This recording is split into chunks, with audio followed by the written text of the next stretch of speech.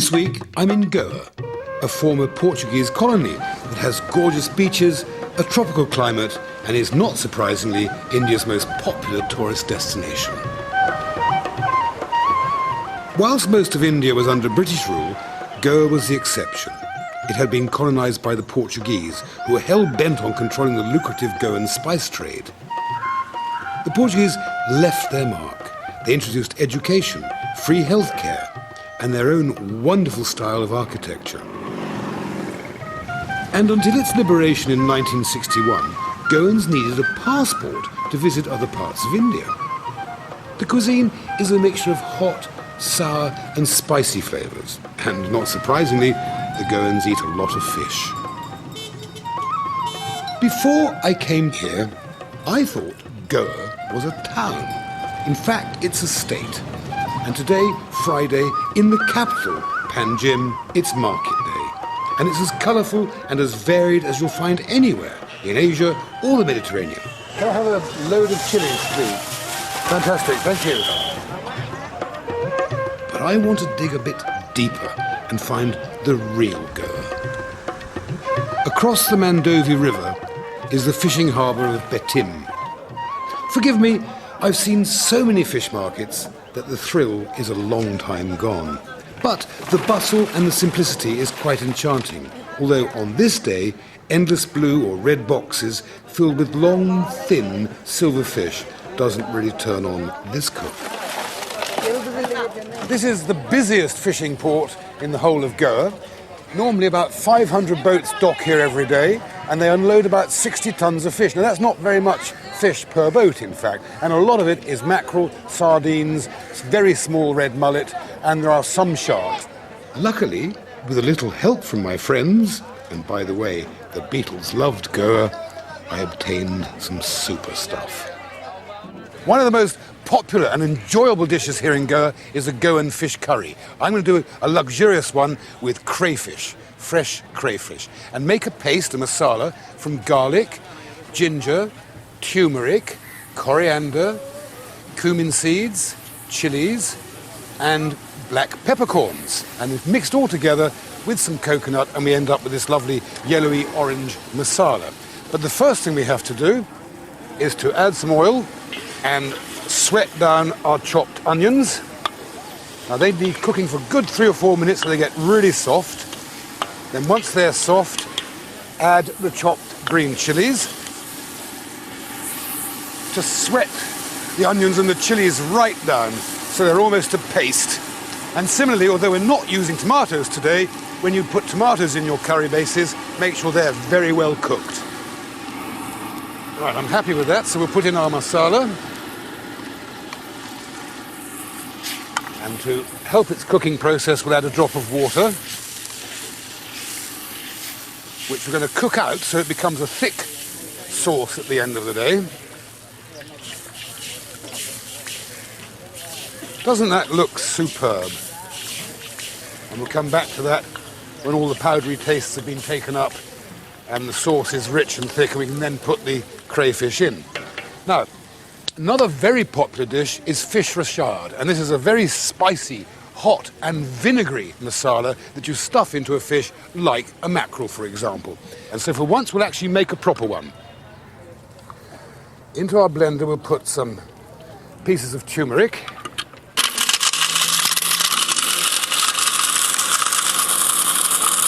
Then we'll add some ginger. And some red chilies.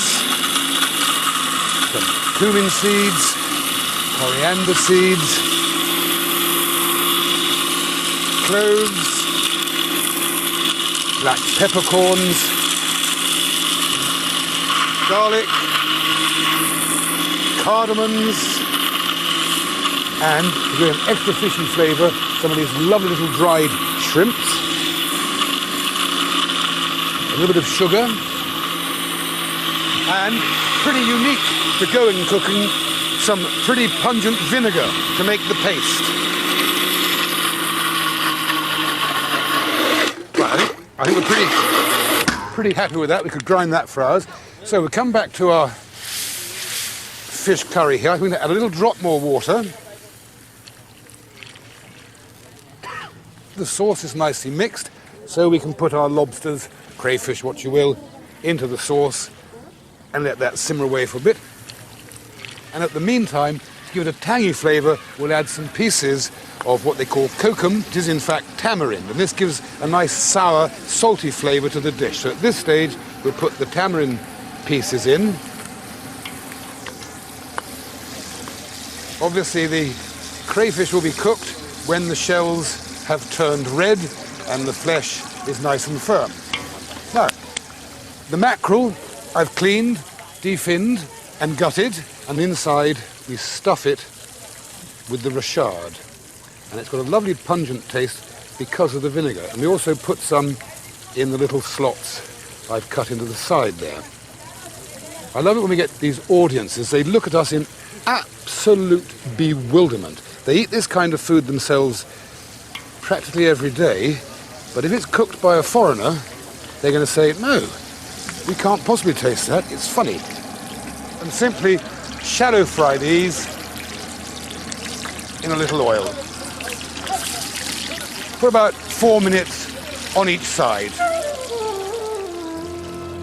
So, a luxurious little snack of fresh lobsters or crayfish simmered in a spicy coconut sauce, and a tangy, vinegar-flavoured masala stuffed into a mackerel and shallow fried. Even in the manic mayhem of Madras, as throughout India, you always find a certain serenity, but not that you will find on a spice plantation in Goa. There is a pool with floating lilies and grass, and contented water buffaloes nibbling throughout the day. The serenity that is indescribable, and there is a soft aroma of spices which make Goa so attractive and so important. There's absolutely no denying the importance of cinnamon, of ginger, of peppers, of chilies, and so on for making curries. But the single most exciting herb I've found is the curry leaf. These shallow fried till they're slightly crispy in coconut oil not only garnish a dish, but they add a splendid tangy flavour to it. You can also put the leaves into your sauce while you're making the curry, and it gives it an extra, very refined flavour. They're absolutely wonderful things, and they're unique in India to the south and western regions. Another indispensable spice is ginger, which, like turmeric, is a bulb and grows under the ground. There's a little bit of fresh ginger. It enhances every kind of Indian cooking. You can have it fresh like this, or indeed you can dry it and eventually turn it into powder. When you can use it fresh, that's when it has its really the very best flavour. The cinnamon is a very versatile spice. It's usable in both sweet and savoury cooking, and of course it's indispensable for those hot Christmas alcoholic punches. And it is a piece of bark. It comes off the cinnamon tree. So when the bark turns brown, that's when the spice is harvested by cutting away there, a little piece like that, and that is laid out into the sun to dry, and it ends up like this piece here.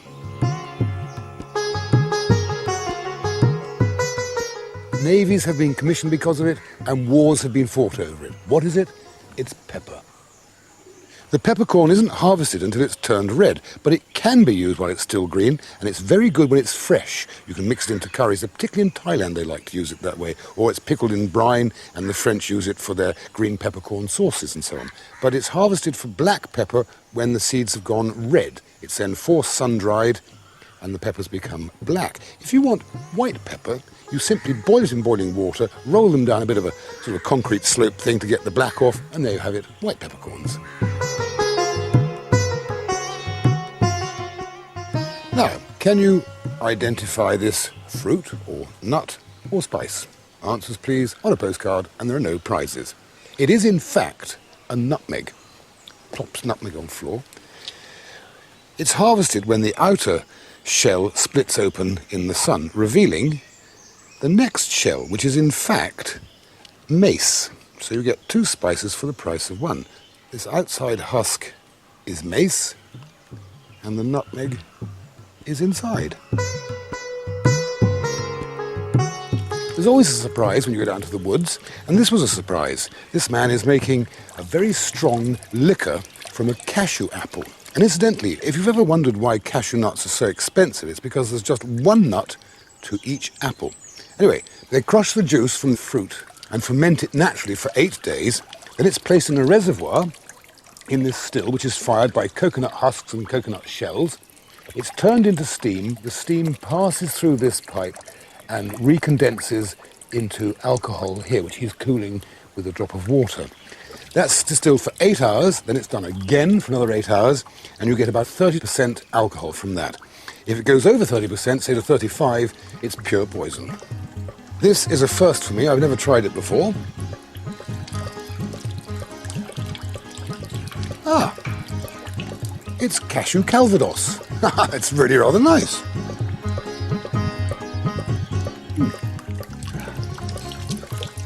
Very nice.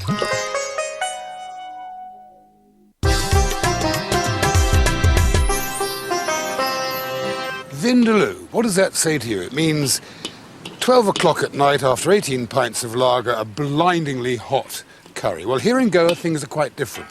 For a start, pork is very popular here. You'll see the little pigs running all over the place.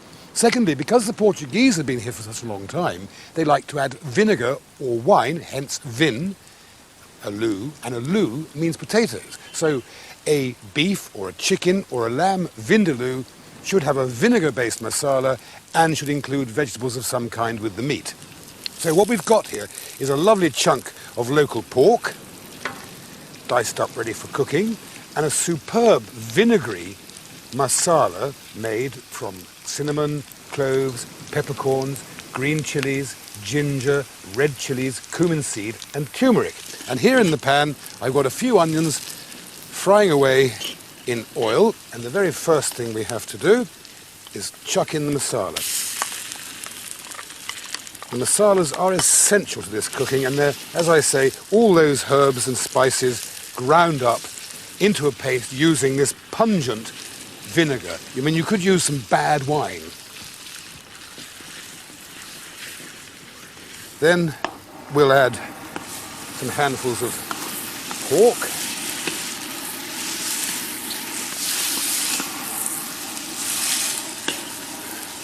Then we'll add some water. Notice the totally authentic red colour of the vindaloo. There's definitely no artificial colouring in this at all. It is the natural colour of the masala. We'll let that cook away for a bit, and we'll add the chopped potatoes when the pork is practically or halfway cooked.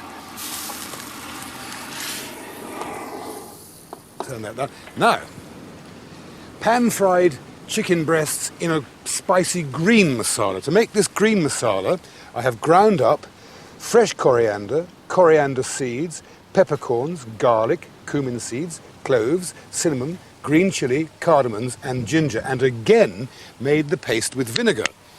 So we'll chuck our chicken pieces into this bowl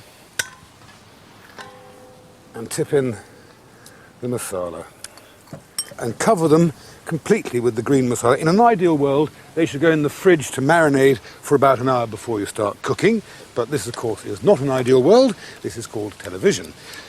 And we then just simply place the breasts into a little oil, and we'll gently fry these on both sides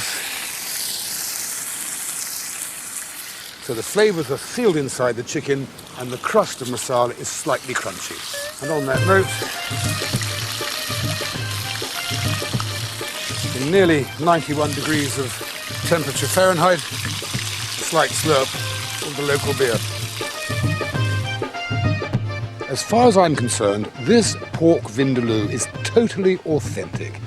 The red chili masala is flavoured with pungent vinegar. It has a wonderful, slightly sweet and slightly sour, fiery taste. And breasts of chicken marinated in a masala made primarily of coriander and vinegar and gently pan-fried.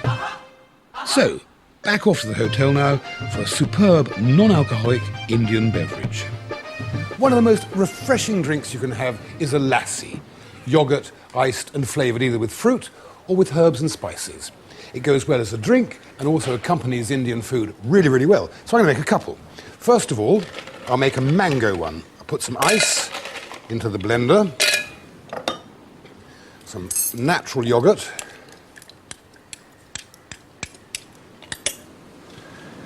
some pureed fresh mango,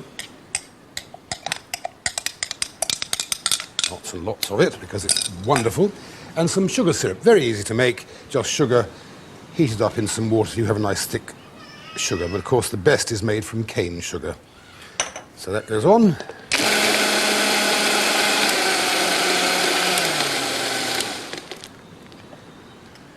And there, our first fruit lassi, which I'm going to garnish with some pomegranate seeds and a straw. So the next one is salty and spicy. I've used cardamom seeds, coriander seeds, black peppercorns, and some fresh coriander leaf and some salt. The spices I've crushed in the pestle and mortar, like that. So the first thing we do, some ice, some natural yogurt, just plain yogurt, into there. Oh, a little salt. And whiz that up. This stage we'll just add some of the crushed cardamom, coriander and pepper seeds and a little bit of the fresh coriander.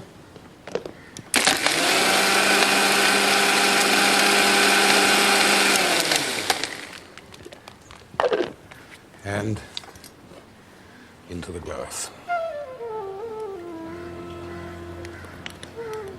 And finally, some more coriander and a few more of the crushed spices. So, after my 2 delicious lassis, time for a postcard. Dear Mum, gone fishing. Love, Keith.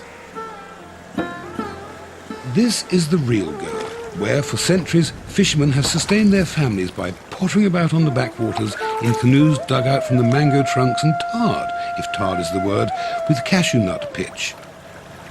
And here, despite the harshness of manual and often unrewarding labour, they have a tranquility of life that evades those of us who chase the Western dollar and the pound. But I, of course, have used the Western dollar and pound to buy myself into this next really rather good cooking sketch. Preparing Indian food is actually terribly, terribly simple and very easy and really quite quick as long as you've done all your preparation logically in advance. So for these mussels, for example, we're going to cook them in turmeric, coriander, black peppercorns, lemon juice and chili and garlic paste. Already frying away in here, I've got some finely chopped onions and chopped tomato and green chilies. Just whack the heat up there a little bit. At this stage, we mix in some of our garlic and ginger paste.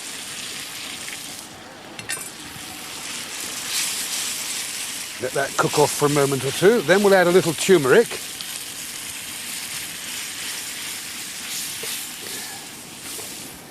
Cook that till we get the powderiness out of the turmeric and everything is well amalgamated.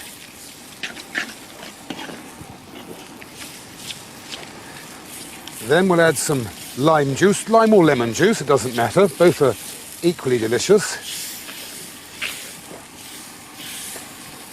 Carry on cooking for a little bit longer. Then we can dip in the mussels.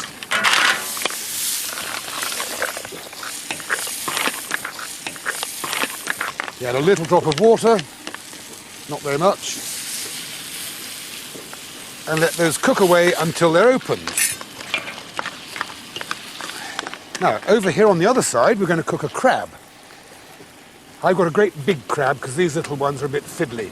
I'm going to cook them with coriander seeds, red chilies, cumin seeds, fennel seeds, fresh ginger and garlic.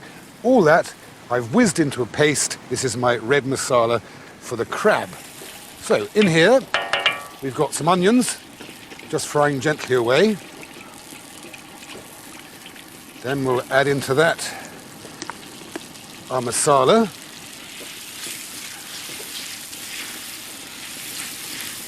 Cook that well. You can add a little drop of water, just to thin it down a bit. It was incidentally the Portuguese who introduced chilies to India. And the chilies they have in Goa are seriously, seriously hot ones. And then add the crab meat. I've taken from about 4 crabs. It's a rather extravagant dish, but it's well worth it because it's very delicious. And cook gently away. Back to our mussels. Gas has gone out, it always does. The wind will either blow like a hurricane. There we are. At this stage we add in some crushed black peppercorns and lots of fresh chopped coriander leaves.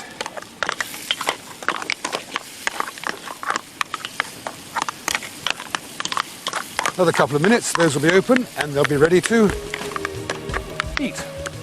Where's my beer? I thought I was going to be given a beer on this programme. You said I could have a beer if I cooked these quickly. Typical. They tell you fibs in television. Coastal Goa is rich in fish of all kinds. So we have a lovely stuffed crab shell with fresh crab meat and a hot red chilli curry. And some green-lipped mussels cooked principally in turmeric and lime juice.